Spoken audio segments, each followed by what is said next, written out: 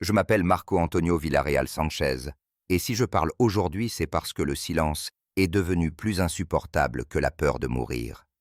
Pendant 8 ans, j'ai servi comme sicario au sein du cartel Jalisco Nueva Generación. J'ai versé du sang, j'ai obéi à des ordres, j'ai fermé les yeux sur des crimes que je ne pourrai jamais effacer.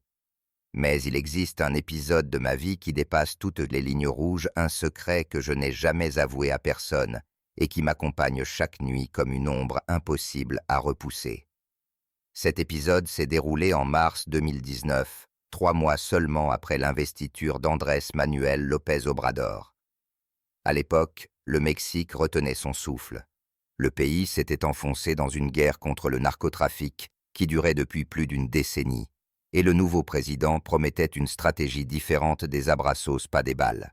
Moi, j'étais déjà profondément enraciné dans la machine du CGNG, et je n'aurais jamais imaginé que mon destin croiserait celui du chef de l'État. Ce matin-là, dans les jardins du Palais national, je suis devenu le messager d'un pacte que personne n'aurait dû voir. C'est moi qui ai remis à López Obrador une lettre écrite de la main de Nemesio Oseguera Cervantes El Mencho, l'homme le plus recherché du Mexique. Le contenu de cette lettre n'était pas une menace, mais une proposition, une trêve, une promesse de réduire la violence en échange d'un espace pour respirer. En 2 minutes, sous les yeux de 2 gardes du corps, j'ai tendu au président du Mexique un papier sans en-tête, sans signature, mais chargé d'un poison politique capable de bouleverser l'histoire. Je n'oublierai jamais l'expression de son visage quand il a lu ces lignes. D'abord intrigué, puis surpris, puis dur, presque glacé. Quand il releva les yeux vers moi, j'ai compris que rien ne serait plus jamais pareil. Sa réponse courte et tranchante m'a condamné à porter ce poids jusqu'à ma tombe.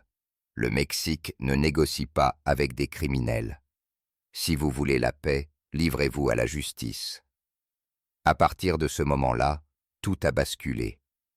Je n'étais plus un simple chauffeur de confiance, ni un garde du corps privilégié. J'étais devenu le lien invisible entre le plus puissant cartel du pays et le président de la République. J'étais un traître aux yeux du gouvernement et un pion sacrificiel aux yeux de mon propre patron. Si je commence mon histoire par cet aveu, ce n'est pas pour provoquer ni pour me vanter. C'est parce que cet instant dans les jardins de Palacio Nacional a marqué le tournant de ma vie. Tout ce que j'ai fait avant m'a conduit à ce moment, et tout ce que j'ai fait après n'a été qu'une tentative désespérée d'échapper aux conséquences. Mais pour comprendre comment un maçon de Tonalá a pu se retrouver à tendre un message du Mencho au président du Mexique, il faut revenir bien plus en arrière, à mes origines, à la misère qui m'a façonné aux blessures qui m'ont poussé vers l'ombre. Je suis né à Tonalá, dans l'état de Jalisco, un endroit où la poussière et la pauvreté collent à la peau comme une seconde nature. Ma maison d'enfance n'était qu'un carré de parpaing mal cimenté, une tôle en guise de toit et un sol de terre battue. C'est là que j'ai appris très tôt que la vie ne pardonne pas et que pour survivre, il faut porter des fardeaux qui écraseraient n'importe quel enfant. Mon père est parti quand j'avais 12 ans. Il a disparu comme un fantôme, sans explication, sans adieu. Peut-être qu'il a fui la misère, ou peut-être qu'il n'a jamais supporté la responsabilité d'une famille. Peu importe. Son absence m'a marqué au fer rouge. À partir de ce jour, j'ai compris que j'étais le seul homme de la maison, que la survie de ma mère et de mes 2 petites sœurs dépendait de mes épaules. Ma mère, Rosa, souffrait de diabète. Chaque mois, il fallait trouver de l'argent pour l'insuline, les consultations, les médicaments. Mais où trouver ces pesos quand le seul travail accessible à un adolescent de 15 ans était de porter des briques sur un chantier? Mes mains se sont couvertes de callosité, mes épaules se sont voûtées avant l'âge, et chaque soir, je rentrais épuisé, incapable de répondre aux questions innocentes de mes sœurs. Pourquoi papa n'est plus là? Quand est-ce que maman ira mieux? Les semaines passaient, et la faim rôdait toujours autour de notre table. Mon salaire de maçon ne suffisait pas. 1000 pesos par semaine, c'était à peine assez pour acheter du maïs, des haricots et un peu de viande une fois par mois. Pendant que d'autres jeunes de mon âge rêvaient de foot, de filles et de voitures, moi je comptais les pièces de monnaie pour savoir si je pouvais offrir à ma mère une injection de plus. J'ai grandi avec une colère sourde, pas contre ma famille, mais contre ce système injuste qui condamne les pauvres à se briser le dos pour enrichir les autres. Chaque jour, je voyais les quartiers riches de Guadalajara s'étendre, les villas luxueuses, poussées derrière des murs de verre et d'acier, pendant que nous, à Tonala, nous survivions dans la poussière et l'oubli. C'est ce contraste, ce gouffre entre deux mondes qui a planté la graine de ma future perdition. Je n'ai jamais rêvé de devenir criminel. Je rêvais simplement de pouvoir payer les médicaments de ma mère, de voir mes sœurs aller à l'école sans honte, de construire une petite maison digne de ce nom. Mais la misère est une bête sournoise. Elle murmure à ton oreille que tu n'as pas le choix, qu'il faut accepter n'importe quelle offre, même la plus sombre, si tu veux sauver ceux que tu aimes. À 16 ans, j'avais déjà enterré 2 camarades de chantier morts dans des accidents stupides, écrasés par des blocs de béton mal fixés. Je me suis dit, voilà la fin qui m'attend si je continue ici, mourir anonyme, oublié pauvre. Cette pensée m'a glacé. Alors quand une opportunité s'est présentée, quand un homme armé vêtu de noir m'a demandé si je voulais une vie différente, j'étais déjà mûr pour dire oui. Je ne le savais pas encore, mais toutes ces années de privations et de rage silencieuses m'avaient préparé à franchir la ligne. Les racines de ma misère allaient devenir les racines de ma chute.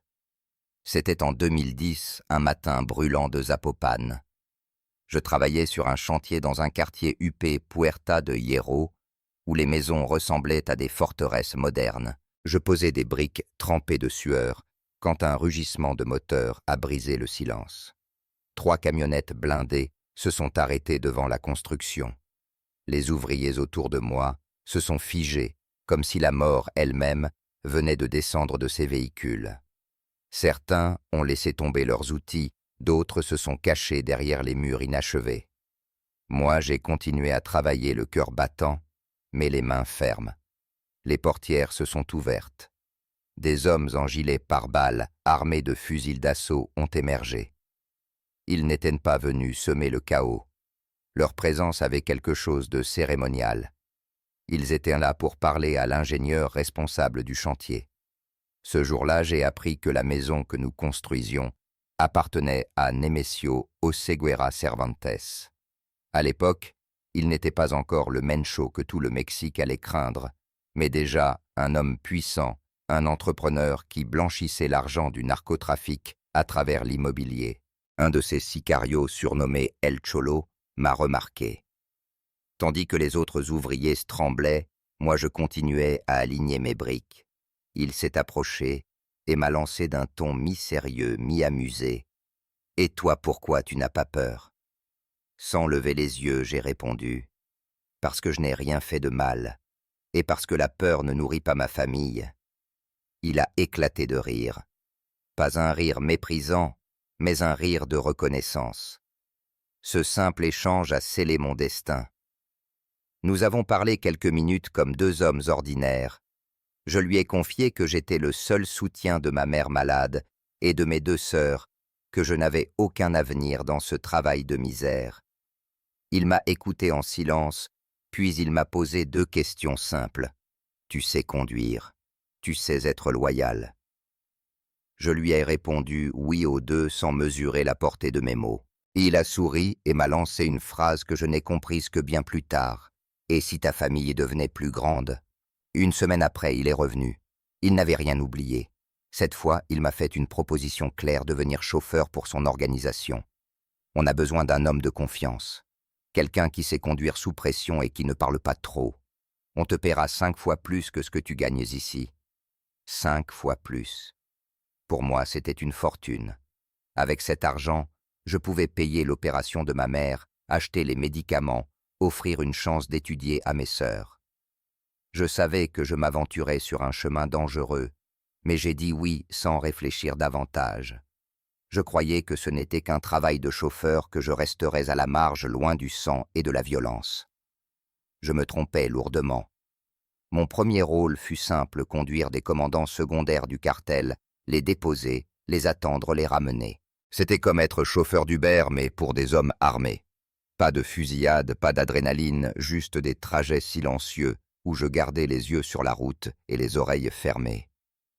À ce moment-là, je me disais encore que ce n'était pas un crime. C'était un service payé très cher. Mais l'ombre s'infiltrait déjà en moi.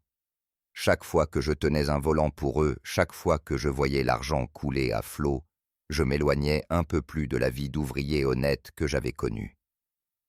Ce que je croyais être une bouée de sauvetage n'était en réalité que la première marche d'un escalier qui descendait tout droit en enfer.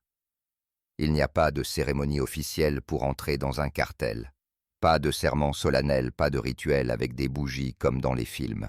Le vrai baptême, c'est le sang. Le mien est arrivé en silence, au détour de missions qui semblaient d'abord banales.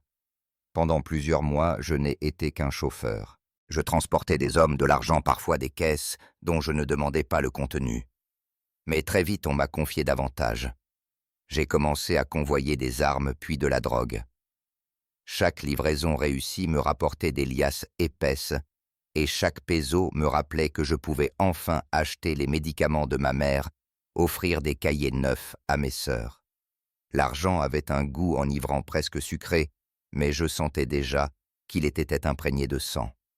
C'est en 2012 que ma vie a franchi une nouvelle étape. J'étais alors au service d'un commandant surnommé L425. Un soir, on m'a envoyé le chercher dans une maison de sécurité à Tlajomulco. Quand j'ai vu la scène, je n'ai pas su si je devais être effrayé ou honoré. 20 camionnettes alignées, des dizaines de sicarios armés jusqu'aux dents, et assis au milieu d'un salon spartiate, un homme d'allure ordinaire moustachu de taille moyenne, mais avec un regard qui transperçait l'âme Nemesio Oseguera Cervantes, El Mencho. Je n'oublierai jamais ce moment. Il m'a observé comme s'il voulait lire à l'intérieur de ma tête. « Tu es Marco, le chauffeur d'L451. » J'ai hoché la tête. « On dit que tu conduis bien et que tu ne parles pas trop. » Je n'ai rien répondu de peur de dire une bêtise. Il a murmuré quelque chose à l'oreille de mon commandant, puis s'est levé et a quitté la pièce. Cette rencontre aussi brève, soit-elle a changé mon destin. Le lendemain, L435 m'a confié. « Le patron t'a apprécié, pas parce que tu essaies de lui plaire, parce que tu restes vrai. Ça ici, ça vaut plus que toutes les flatteries. À partir de ce jour, je n'étais plus un simple chauffeur. J'étais remarqué par l'homme qui deviendrait bientôt le criminel le plus puissant du pays. Le cartel me testait. Il voulait voir jusqu'où j'étais prêt à aller, jusqu'où je pouvais fermer les yeux. Le vrai baptême est arrivé l'année suivante. Los Zetas avait enlevé et torturé la famille d'un de nos commandants à Veracruz. Le Mencho a convoqué une réunion dans un entrepôt de Tlaquepaque. Plus de 50 sicarios rassemblés tous armés. Au centre Mencho, calme précis, exposant son plan de représailles.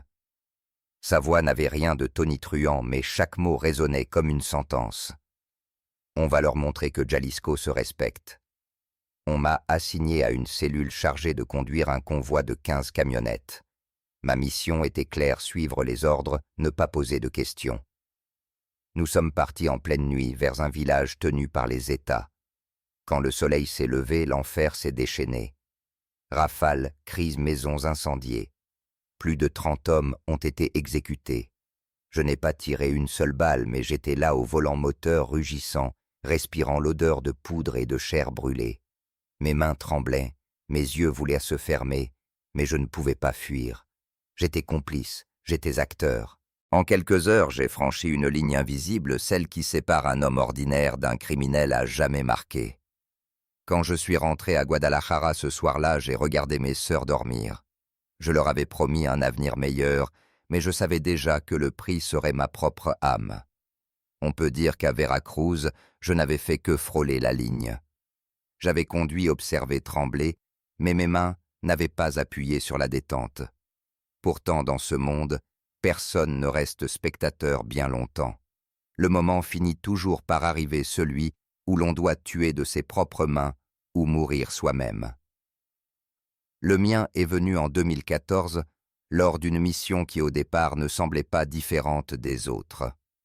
J'étais affecté à un petit groupe chargé de surveiller une maison de sécurité dans les faubourgs de Guadalajara. On nous avait dit qu'un traître s'y cachait, un ancien membre du cartel, accusé d'avoir donné des informations à la police fédérale. Pendant 2 jours, nous avons attendu, observé, noté les allées et venues. Puis un soir, l'ordre est tombé. Allez le chercher. Pas de bruit, pas de témoin. Quand nous avons enfoncé la porte, l'homme était là. Il n'avait pas plus de 30 ans, les yeux hagards, la barbe mal rasée. Il a à peine eu le temps de lever les mains. Un de mes compagnons m'a tendu une arme. À toi l'honneur, Marco. Il faut que tu apprennes. Je me souviens encore du poids froid du pistolet dans ma main. Mon cœur battait si fort que je croyais qu'il allait exploser. L'homme a supplié, balbutié qu'il avait une famille qu'il n'avait jamais trahie.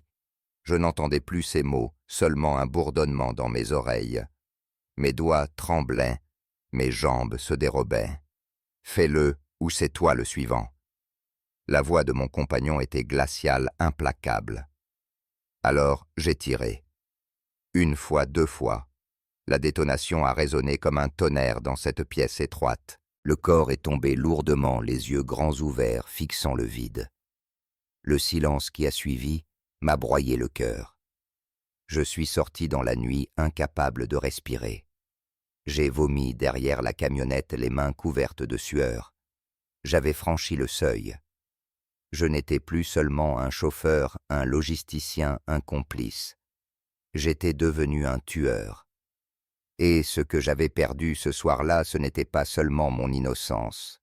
C'était une part de mon humanité. Mais dans le cartel, personne ne t'offre le temps de réfléchir. Le lendemain, j'ai reçu une tape sur l'épaule et une enveloppe gonflée de billets. Bienvenue parmi nous, hermano. Maintenant, tu es des nôtres.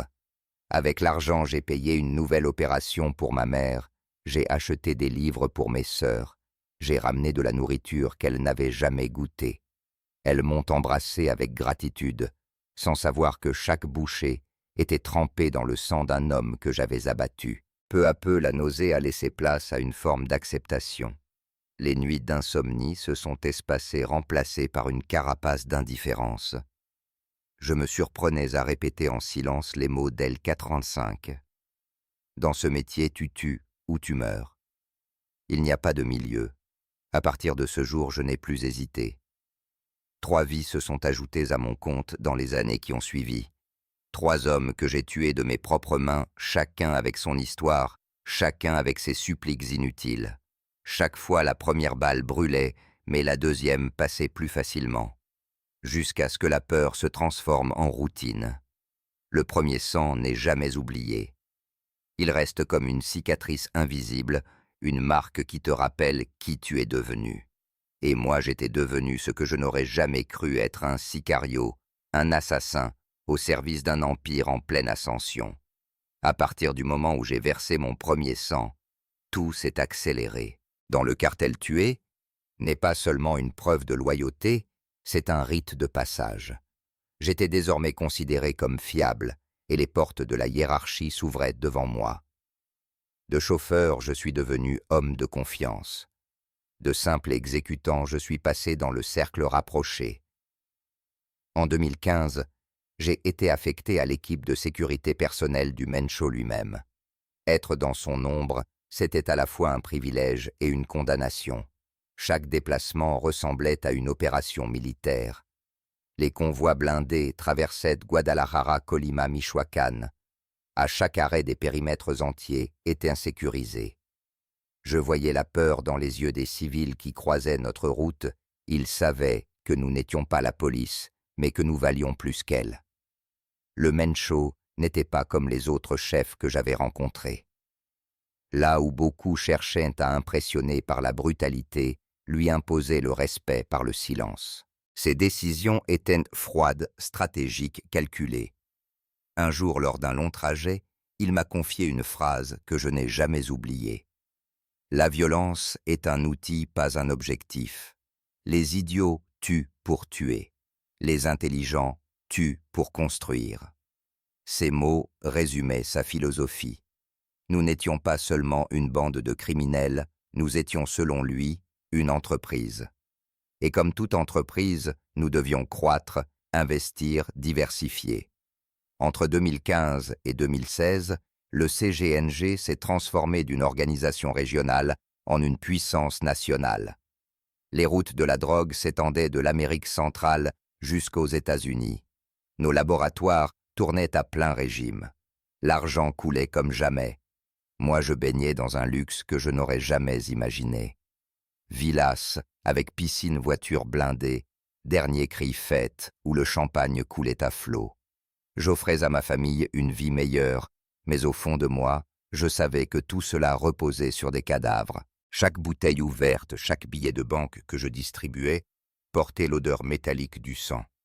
Mon rôle s'élargissait. Je n'étais plus seulement un garde du corps, j'accompagnais le Mencho lors de ses réunions avec des commandants régionaux. J'écoutais les plans d'expansion. J'apprenais comment un empire criminel se gère comme une multinationale. Derrière les fusils, il y avait des tableaux de chiffres des stratégies d'investissement, des accords commerciaux avec l'Europe et l'Asie. Mais plus je montais, plus je découvrais la face sombre de ce pouvoir. Car à chaque ascension correspond un prix, celui de l'âme. J'avais commencé à sentir que je n'étais plus l'homme de Tonala qui rêvait d'aider sa mère. J'étais devenu une pièce centrale dans une machine qui dévorait le Mexique. Et pourtant je n'arrivais pas à m'arrêter. L'argent, le respect, la sensation d'appartenir à quelque chose de plus grand que soi. Tout cela était addictif. On croit pouvoir contrôler l'ivresse du pouvoir, mais c'est elle qui finit par nous contrôler. J'étais pris au piège de ma propre ascension. Mon ascension m'avait donné accès à des privilèges que je n'aurais jamais osé rêver. Pourtant, plus les murs de luxe s'élevaient autour de moi, plus je me sentais enfermé. Une cage dorée, voilà ce qu'était devenu mon existence. Dans le CGNG, la première loi est le silence. On ne parle pas de ce qu'on voit, on ne demande pas ce qu'on ne doit pas savoir. Chaque mot de trop peut signer ton arrêt de mort. J'ai vu des hommes disparaître pour une simple indiscrétion, parfois même pour un regard mal interprété. La peur n'était pas une exception, elle était le quotidien. Les punitions étaient d'une cruauté calculée. Un sicario accusé de trahison était exécuté devant tous comme un rappel de ce qui nous attendait si nous faiblissions. Parfois, on ne se contentait pas de tuer. On torturait, on exposait les corps, on transformait les cadavres en messages vivants. Ces mises en scène étaient à la fois des avertissements pour nos ennemis et des chaînes invisibles pour nous les soldats. Chaque goutte de sang versée liait un peu plus notre loyauté à l'organisation. Et pourtant, à côté de cette brutalité, il y avait les fêtes. Des soirées où les tables croulaient sous les bouteilles de tequila, de whisky, de champagne importé. Des montagnes de cocaïne posées comme des pyramides blanches, des femmes recrutées pour amuser les commandants des musiciens, payés pour jouer toute la nuit. Nous vivions comme des rois, mais des rois paranoïaques. Car derrière chaque sourire se cachait la suspicion, derrière chaque toast résonnait la peur d'un poignard dans le dos. Je me souviens d'une soirée à Colima, dans une hacienda luxueuse appartenant à l'un de nos financiers. Tout brillait, les piscines illuminées, les voitures garées comme des trophées, les bijoux scintillant au cou des invités. Mais au milieu de cette opulence, j'ai croisé le regard d'un camarade qui savait trop. Il avait vu des choses qu'il n'aurait pas dû voir. 2 semaines plus tard, son corps a été retrouvé dans une rivière sans main ni langue. C'était le rappel brutal ici. Le luxe ne rachetait pas la peur, il l'accentuait. À l'intérieur du cartel, les relations étaient un mélange toxique de loyauté et de trahison. On appelait certains hermanos, mais chacun savait que le mot pouvait s'effacer au premier soupçon. La méfiance était constante et les alliances ne duraient jamais. Le Mencho cultivait cette paranoïa. Il voulait que personne ne se sente indispensable. Ainsi même ses hommes les plus proches restaient sur leur garde. Moi, j'étais à la fois honoré et prisonnier. Je voyageais dans des convois blindés, je portais une arme plaquée, Or, j'avais accès à des maisons de luxe que des ouvriers comme moi n'auraient jamais approchées. Mais je ne pouvais plus dormir sans un fusil chargé près de mon lit. Je ne pouvais plus marcher dans une rue sans sentir des yeux dans mon dos. J'avais tout ce que je croyais vouloir, et j'avais perdu la seule chose qui compte vraiment, la liberté de respirer sans peur. C'est à ce moment-là que j'ai compris que nous n'étions pas des seigneurs, mais des prisonniers. Une cage dorée certes, mais une cage quand même. Et les barreaux n'étaient pas faits de fer. Ils étaient faits de sang de silence et de paranoïa. À mesure que le cartel grandissait, j'ai découvert une vérité plus sombre que toutes les exécutions auxquelles j'avais assisté. La véritable puissance ne se trouvait pas seulement dans les fusils ou dans les montagnes de cocaïne, mais dans les alliances invisibles avec ceux qui prétendaient nous combattre. En 2017, le Mencho a commencé à parler de politique. Au début, je croyais qu'il faisait référence à de simples fonctionnaires corrompus, faciles à acheter avec des valises de billets. Mais la réalité était plus vaste, plus complexe. Ma mission changea. Je n'étais plus seulement un soldat ou un garde du corps, je devenais un intermédiaire entre le cartel et les institutions. J'ai remis des enveloppes à des policiers municipaux, acheté le silence de juges, soudoyé des militaires. Certains exigeaient et des millions d'autres se contentaient d'une maison ou d'un véhicule de luxe. Le Mencho avait raison, les politiciens étaient comme des prostituées, chacun avec son prix. Mais ce que je découvrais, c'était que parfois, ils n'avaient même pas besoin d'être achetés. Beaucoup venaient d'eux-mêmes proposant leurs services pour un siège, une campagne, une promotion. Puis vint 2018. Tout indiquait qu'Andrés Manuel López Obrador allait gagner les élections présidentielles. Contrairement aux autres politiciens, il ne ressemblait pas à un homme qu'on pouvait simplement acheter. Le Mencho avait étudié son profil, ses discours, ses promesses. Sa corruption est idéologique, disait-il. Les idéalistes sont plus faciles à manipuler que les corrompus parce qu'ils croient faire le bien. L'idée fut alors lancée, ne pas lui offrir de l'argent, mais quelque chose qu'il désirait plus que tout, la paix. Une trêve. Réduire la violence publique, cesser les affrontements spectaculaires, calmer les exécutions dans les rues, en échange de moins de pression fédérale sur nos opérations. C'est là que je suis entré en jeu. On m'a chargé d'infiltrer l'entourage du futur président, d'établir des contacts, de préparer le terrain. Grâce à Rodrigo Hernández, un ex-capitaine de l'armée que nous avions acheté depuis longtemps, j'ai obtenu un accès inédit. Nous savions à quelle heure AMLO arrivait au Palais national, qui l'accompagnait, quelles étaient ses habitudes. Puis vint le matin de mars 2019. Avec de faux papiers de journaliste, je suis entré dans les jardins de Palacio Nacional. 2 minutes, pas plus, m'avait dit Rodrigo. 2 minutes pour tendre une lettre écrite de la main du Mencho. Ce papier, sans en-tête ni signature, proposait un pacte silencieux, moins de violence, en échange d'une tolérance implicite. Je revois encore le président lisant ces lignes, son visage changeant de couleur. Quand il a levé les yeux vers moi, il m'a dit « Le Mexique ne négocie pas avec des criminels.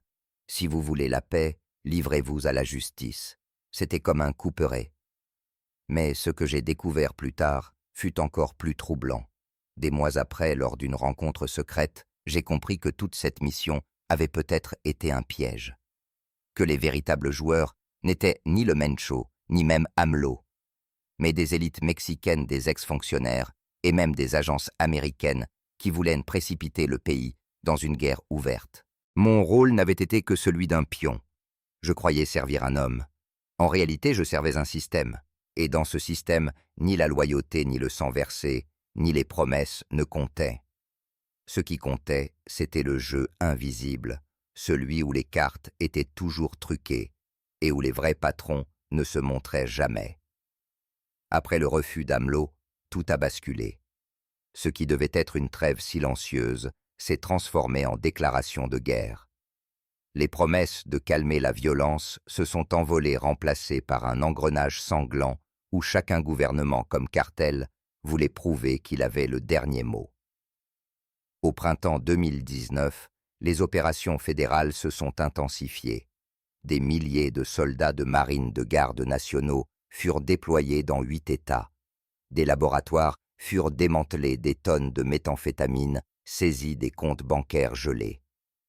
Chaque semaine, un commandant tombait, parfois même un homme du cercle proche. C'était une véritable chasse à l'homme. Et moi, en tant que membre de la garde rapprochée, je vivais cette pression comme une menace permanente. La réponse du Mencho ne s'est pas fait attendre. Il ne voulait pas seulement répliquer, il voulait humilier. En juillet, nous avons encerclé un hôtel de luxe à Guadalajara où des procureurs se réunissaient. 50 de nos hommes visibles lourdement armés ont attendu à l'extérieur sans tirer un seul coup. Le message était clair. Nous savons où vous êtes, nous pourrions vous abattre, mais nous choisissons de ne pas le faire. Les vidéos ont circulé et l'État est apparu impuissant. Puis vint le coup le plus audacieux, le piratage des chaînes de télévision. Octobre 2019. Pendant 30 secondes en plein direct, l'image d'El Mencho masqué est apparue sur les écrans de tout le pays. Son message à AMLO était sans équivoque. Vous avez choisi la guerre, nous l'acceptons. Mais souvenez-vous, nous connaissons vos faiblesses. Ce jour-là, j'ai vu la panique gagner jusqu'au couloir du Palais national. Mais cet excès de défi a eu un prix. Quelques jours plus tard, une opération fédérale d'une ampleur inédite a frappé nos bases. 15 000 hommes, appuyés par des hélicoptères et des forces spéciales, ont lancé des offensives coordonnées dans plusieurs États. Plus de 150 de nos opérateurs furent arrêtés, des entrepôts entiers brûlés. Nous perdions des millions en quelques heures. Le pire était encore à venir. En novembre, le Mencho a ordonné une série d'attaques spectaculaires, une base de la garde nationale, détruite à la grenade des hélicoptères militaires, abattu des convois blindés, paradant dans les rues de Mexico en plein jour. Le pays entier était en état de siège. Mais au fond de moi, je savais que nous avions franchi un point de non-retour. Ce n'était plus une guerre pour le territoire, c'était une guerre d'extermination. Et moi, je n'étais plus seulement spectateur. J'étais assis dans les conseils de guerre, je coordonnais des infiltrations, je gérais des informateurs dans la police et l'armée. Chaque décision que nous prenions coûtait des vies. Des civils, des soldats, des jeunes sicarios que j'avais vus grandir. Chaque nuit, leur visage revenait dans mes cauchemars. Peu à peu, une pensée obsédante s'est imposée. Tu n'es pas un soldat loyal. Tu n'es qu'un pion dans un jeu qui te dévore. La loyauté au Mencho que j'avais tant de fois répété se fissurait. Ce n'était plus seulement la peur qui me guidait, mais une lassitude profonde, une envie de fuir. Mais dans le cartel, on ne démissionne pas. On ne prend pas sa retraite. La seule issue, c'est la prison ou la mort. Chaque pas que je faisais était surveillé. Chaque mot que je prononçais pouvait être mal interprété. J'étais prisonnier d'un empire que j'avais contribué à bâtir. La chute ne fut pas un instant précis, mais une lente agonie, un effondrement intérieur qui m'a poussé à envisager l'impensable, trahir, collaborer avec l'ennemi pour sauver ma peau et celle de ma famille. Je savais que le jour où je franchirais ce pas, je signerais ma condamnation. Mais je savais aussi que rester signifierait une mort certaine. C'est dans ce dilemme que j'ai compris ma chute avait déjà commencé. En 2020, alors que le Mexique se débattait dans la pandémie, j'ai vu mon unique chance de survie s'ouvrir devant moi. Les opérations du cartel avaient ralenti, les mouvements étaient moins visibles. Le Mencho avait ordonné une semi-trêve pour ne pas attirer l'attention. Moi, j'y ai vu une fenêtre, un espace fragile pour disparaître. C'est à ce moment-là que j'ai contacté par l'intermédiaire d'un avocat des agents de la DEA. Pendant des mois, j'ai négocié ma sortie tremblant à chaque rendez-vous clandestin. Je savais qu'une erreur signifiait une balle dans la tête, que ce soit de la part du cartel ou des autorités mexicaines. Mais j'étais décidé, mieux valait trahir que mourir en silence. En décembre 2020, je me suis présenté au consulat américain de Guadalajara. J'ai franchi cette porte en sachant que Marco Antonio Villarreal Sánchez cesserait d'exister. À l'intérieur, j'ai livré tout ce que je savais, les itinéraires de drogue, les noms de commandants, les comptes bancaires, les politiciens payés. J'ai signé ma propre condamnation, mais j'ai aussi acheté une nouvelle identité. Pendant 6 mois, j'ai vécu enfermé dans une prison fédérale au Texas, collaborant avec le FBI, la DEA, les procureurs mexicains. Chaque information que je donnais entraînait des arrestations, des saisies des morts aussi. Plus de 1950 opérations ont été déclenchées grâce à mes révélations. Je suis devenu à la fois bourreau et traître, un homme qui détruisait de ses mots ce qu'il avait protégé de son sang. Aujourd'hui, je vis sous un autre nom dans une ville dont je ne peux pas parler. Ma mère et mes sœurs ont été relocalisées. Nous respirons encore, mais nous ne vivons plus ensemble. Chaque fois que je ferme les yeux, je revois les visages de ceux que j'ai tués, les cris des innocents pris dans nos guerres, la lettre que j'ai tendue au président dans ce jardin silencieux. Je ne crois plus en la rédemption. On ne lave pas le sang avec des aveux. On ne rachète pas des années de crimes par quelques informations offertes à l'ennemi. Mais j'ai au moins gagné une chose, le droit de raconter. Le droit de dire que derrière les titres des journaux, derrière les statistiques de la violence, il y a des hommes, des familles, des choix irréversibles. Je voudrais dire aux jeunes tentés par ce monde que le narco n'est pas un raccourci vers la gloire, mais un piège qui se referme sur vous dès le premier pas. Vous croyez entrer pour nourrir vos proches, mais en vérité, vous signez un contrat avec la mort. On ne sort pas vivant de cette cage, sauf si l'on accepte de perdre tout le reste, son pays, son identité, sa dignité. Ma vérité est simple, j'ai cru servir un homme, puis un cartel, puis une cause. Mais j'ai fini par comprendre que je n'étais qu'un pion dans un jeu plus vaste, manipulé par des forces invisibles, élites politiques, intérêts étrangers, réseaux corrompus. Les vrais patrons ne se montrent jamais. Ils tirent les ficelles dans l'ombre, pendant que des hommes comme moi se salissent les mains et y laissent leur vie. Aujourd'hui, mon aveu est mon seul héritage. Que celui qui m'écoute sache, le pouvoir attire mais détruit. La loyauté aveugle tue, et la paix ne se négocie pas avec des balles. Moi, je resterai marqué à jamais comme l'homme qui a tendu au président du Mexique une lettre du plus puissant cartel du pays. Et cette cicatrice, je la porterai jusqu'à ma mort.